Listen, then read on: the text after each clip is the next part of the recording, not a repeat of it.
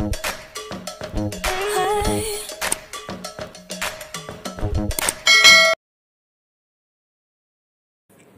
pembelajar, selamat bergabung kembali dalam akun YouTube Herlina Channel. Video pembelajaran kali ini berkaitan dengan mata pelajaran Administrasi Umum dengan pembahasan materi mengenai bentuk-bentuk organisasi. Pada video sebelumnya, kita sudah membahas mengenai pengertian organisasi kantor, prinsip-prinsip organisasi kantor, dan struktur organisasi. Sebagai pengingat, bahwa struktur organisasi dapat didefinisikan sebagai suatu kerangka dan tata susunan perwujudan pola tetap hubungan antara tiap bagian, fungsi-fungsi, serta posisi atau orang-orang yang menunjukkan kedudukan, tugas, wewenang, dan tanggung jawab yang berbeda-beda dalam suatu organisasi. Bentuk-bentuk organisasi yang pertama adalah organisasi garis lini. Pada bentuk organisasi garis lini, setiap pemimpin unit memegang wewenang dan tanggung jawab penuh terhadap bidang kerja unitnya, sehingga bentuk struktur organisasinya lebih sederhana. Kelebihan dari bentuk organisasi garis lini adalah sebagai berikut. A. Kesatuan perintah lebih terjamin, karena pimpinan berada pada satu tangan. B. Proses pengambilan keputusan dapat berjalan lebih cepat. C. Rasa kesetiakawanan antar pegawai lebih tinggi karena lebih saling kenal.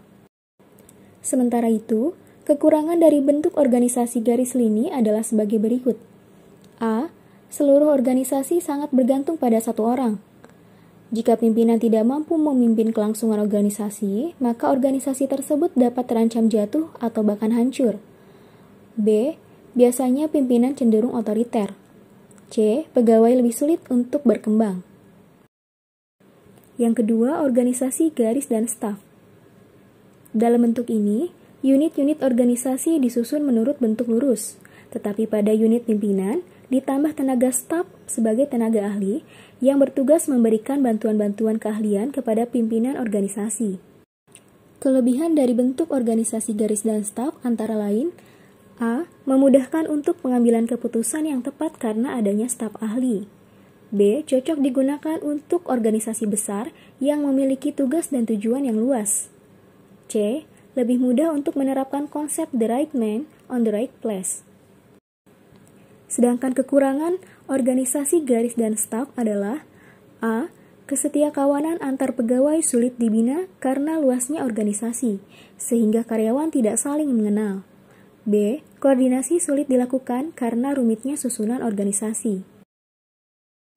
Yang ketiga, organisasi fungsional.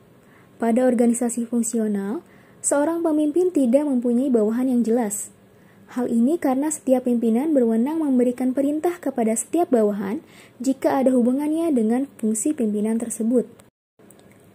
Kelebihan dari bentuk organisasi fungsional adalah sebagai berikut. A. Pembagian tugas-tugas menjadi lebih jelas. B. Spesialisasi pegawai lebih dapat dikembangkan.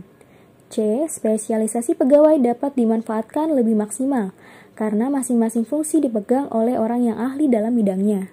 Sementara itu, kekurangan dari bentuk organisasi fungsional adalah: A. Sulit untuk melakukan tour of duty atau perputaran kerja karena pegawai telah terspesialisasi.